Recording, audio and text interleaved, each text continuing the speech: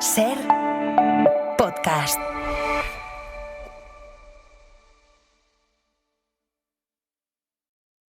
Escuchar un coro de voces infantiles cantando una canción de Robert Iniesta, el Mama y Enchancha el alma. Elvira Lindo, buenas tardes. Hola, buenas tardes. Eso solo lo puedes hacer tú. Pero qué maravilla. Sí, a mí me emociona. Qué maravilla. Bueno, a él se lo hicieron un día en directo, sí, en un instituto en Extremadura, y se emocionó. Este es un colegio de la Latina, o el colegio público. Sí. La Latina, y la verdad... Y qué bien cantan, cuidado, qué bien cantan, cómo entonan. Qué bien no es fácil esto,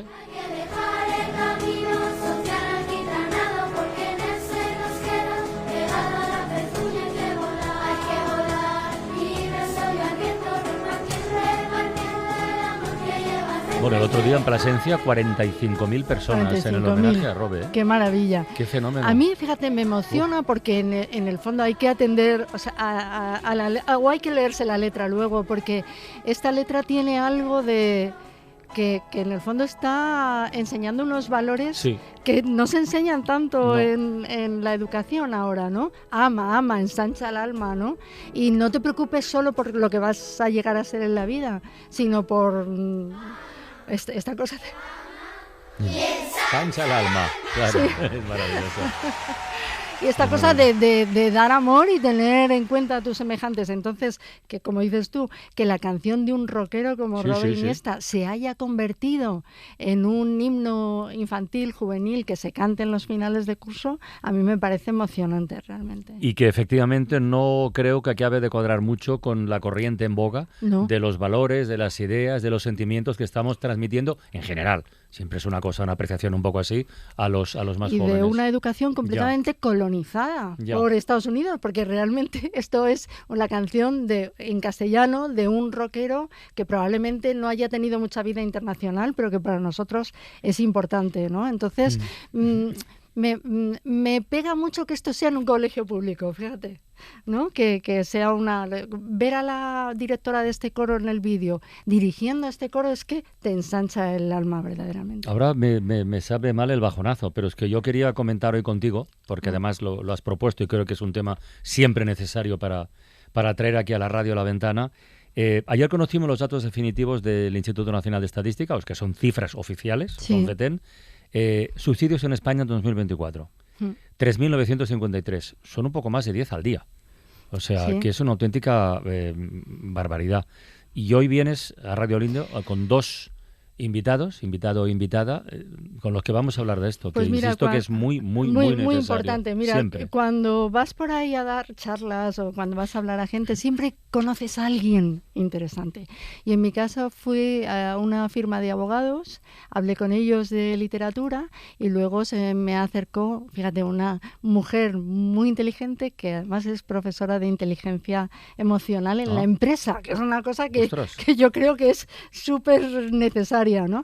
Y ella, Silvia García, me dio a conocer a Daniel López y a la asociación Papageno. Que es que ahora entraremos con ellos a saber tantas cosas que se tiene que saber del suicidio y de las que habitualmente informamos muy mal, porque todos sabemos lo que es el amarillismo en los medios, pero luego definirlo es muy difícil, porque no sabes cómo entrar por un lado a hablar claramente del suicidio sin que sea un tabú, pero que no sea un problema moral, que sea un problema de salud pública, que es una cosa completamente distinta. Ya lo es. Pues mira, en Radio Sevilla está el presidente de la asociación Papageno, que es Daniel López. Daniel, buenas tardes.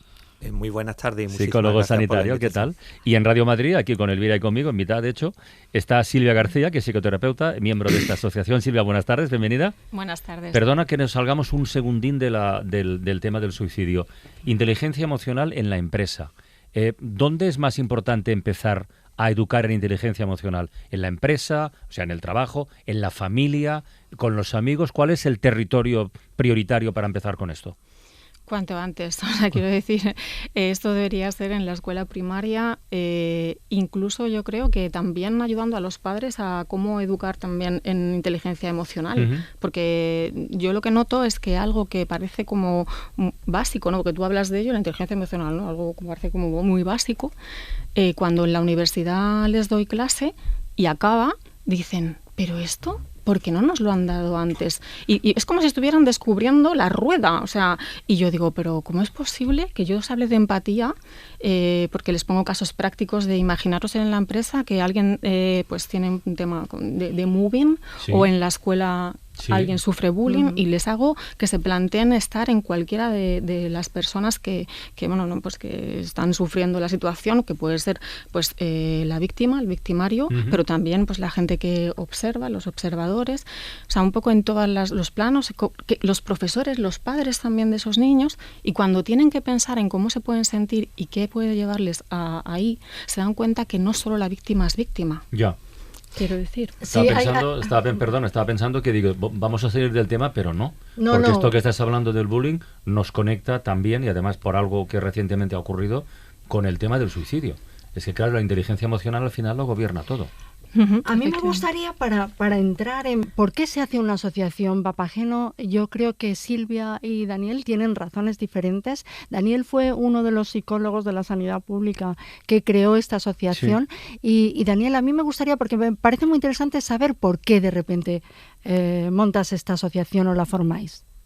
Pues fue una cuestión de aprendizaje rápido. Un día descubrí en una conversación informal que dentro de la propia Guardia Civil había un problema de conducta suicida, de altas tasas de conducta suicida. Es verdad. Y eso como ciudadano me impactó. De hecho, este tema lo he hablado yo con Carla Francino, sí, justamente cuando se escribió el libro hace 7 o 8 años. Y fue como un descubrimiento, porque yo que ya llevaba casi 20 años trabajando en la sanidad y en temas de la psicología, me sorprendió que esto fuera algo tan tabú. Y a raíz de ahí, pues poco a poco fuimos creando esta asociación que ya traspasó los límites, digamos, de los cuerpos policiales y se convirtió en una asociación cuyo primer encargo fue el crear una mayor visibilidad de este problema de salud pública y social. ¿Y en tu caso, Silvia? ¿En tu caso por qué entraste en la asociación? Pues yo, mira, entré por una vivencia personal. Yo he perdido a un ser querido por suicidio. Bueno. Y cuando, bueno, pues habrá gente que haya pasado por ello y me está escuchando y sienta esto que voy a decir, pero necesitaba saber, porque te sientes muy perdido, porque ese dolor te atraviesa. Cualquier duelo, ¿vale? Te atraviesa, pero este dolor se le añade también la culpa, ¿no? Eso que siempre llevamos ahí, el podría haber hecho más, ¿no? Que no vi, que me perdí, claro. No lo vi. Joder. Entonces yo dije, quiero ayudar a otros. Entonces convertí mi dolor en intentar ayudar a otros a, bueno, pues esta experiencia como que sirviera de algo, por favor, ¿no? Esa sensación.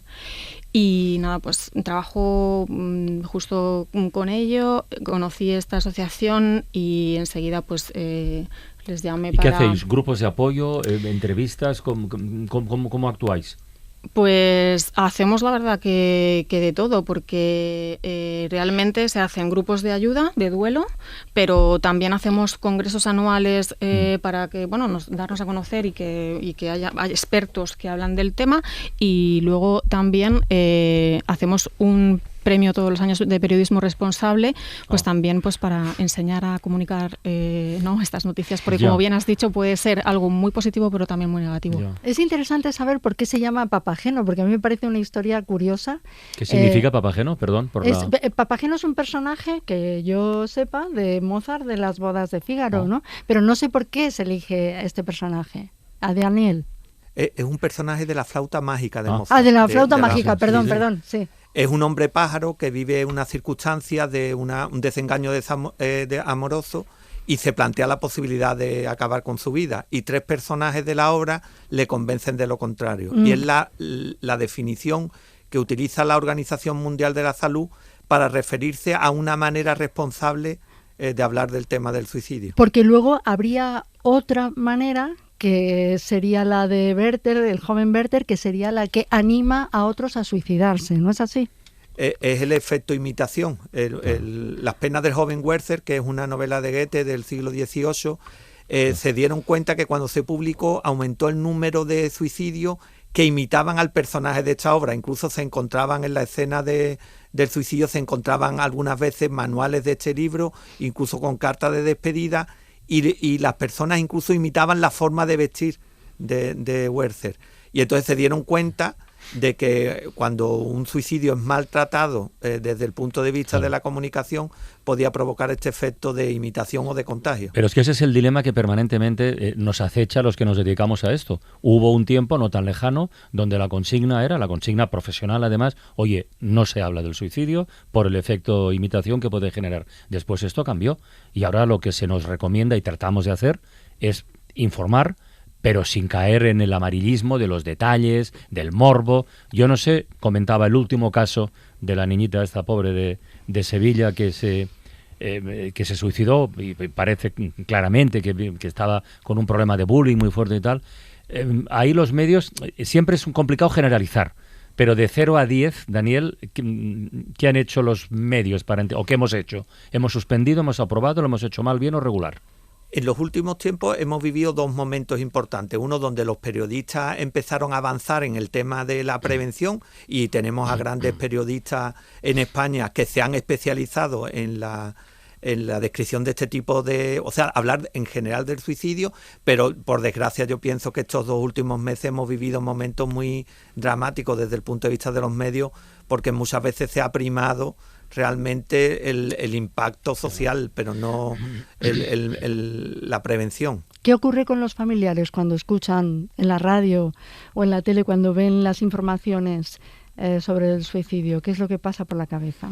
Pues imagínate, cualquier cosa que tú ves en prensa cuando estás en duelo ya tiene que ser duro, o sea, ¿no? Pero algo así y ver detalles que tú no dirías, o sea, una persona a lo mejor muere de cáncer y tú no te pones a dar detalles de cómo estaba en esos últimos momentos. Claro. Pero tú tienes que leer la prensa. Buen ejemplo. Sí, claro, señora, tú tienes bien. que leer la prensa y de pronto oír cosas. Es que no quiero ni nombrarlo porque no quiero falta, entrar ahí. Pero ya nos entendemos. Claro, entender el dolor que ya de por sí tienen esas personas.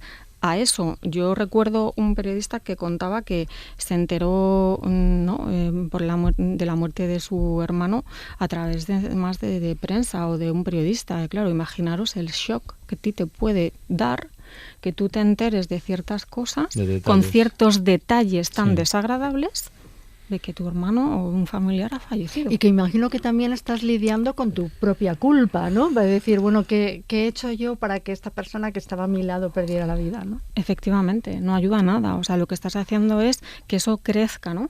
Entonces, realmente es lo que tenemos que tener en cuenta cuando damos una noticia. Bueno, cuando vosotros, ¿no? Sí. Se da una noticia que detrás de ese caso hay personas que están sufriendo. Y yo lo que creo que habría que pensar es, si yo leyera esto y estuviera padeciendo, o sea, ahí es la máxima empatía. A mí me gustaría leer esto así. ¿Cómo me sentiría? Oye, Silvia, tú estás especializada en la atención y el tratamiento de jóvenes, de familias, ¿no?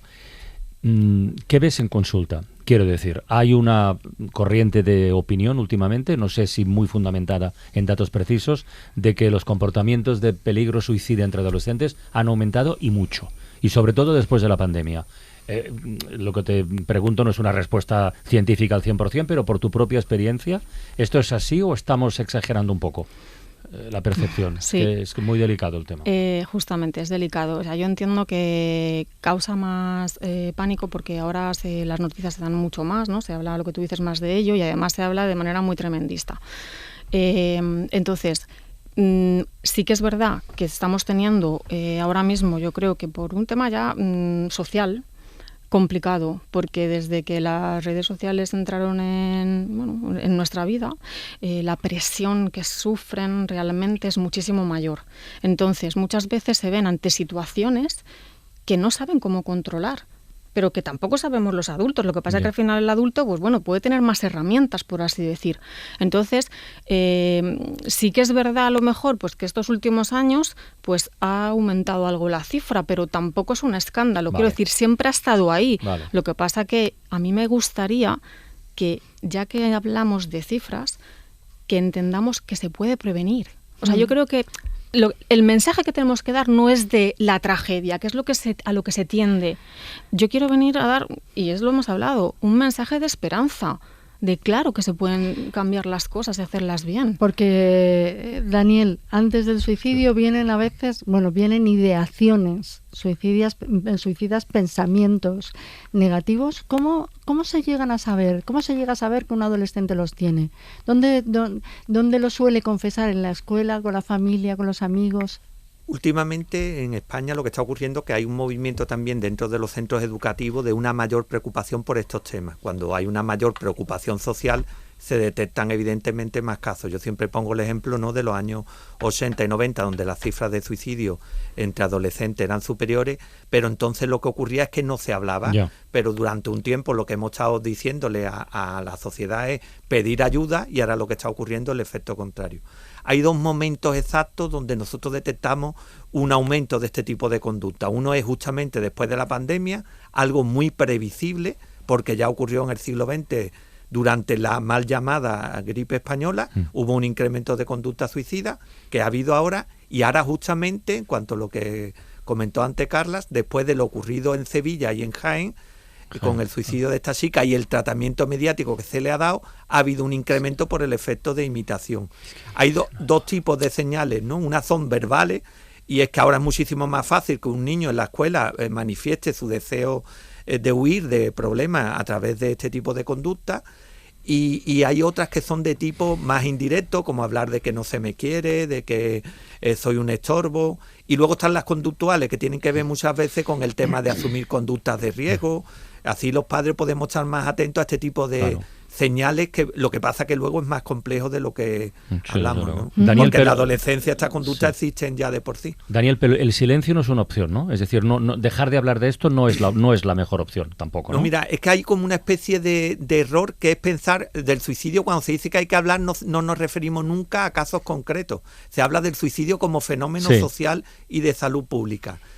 Incluso cuando estaba, entre comillas, prohibido por las guías de estilo de los grandes periódicos españoles, no se prohibía en general hablar, porque incluso se hacía lo más peligroso, que era hablar del suicidio de aquellas personas de más relevancia social, que eran las que luego tenían una repercusión más mediática. Siempre se pone el ejemplo de Kurt Cobain, ¿no? En su momento se hizo un tratamiento mediático equivocado, y eso evidentemente siempre acaba pagándose. Eso siempre ha ocurrido. Fíjate, yo me pregunto, porque lo he vivido, un amigo, un conocido mío, de pronto nos vemos en un viaje largo y hablamos, y él me confiesa que su hijo, yo sabía que se había muerto, pero no sabía que se había suicidado, ¿no?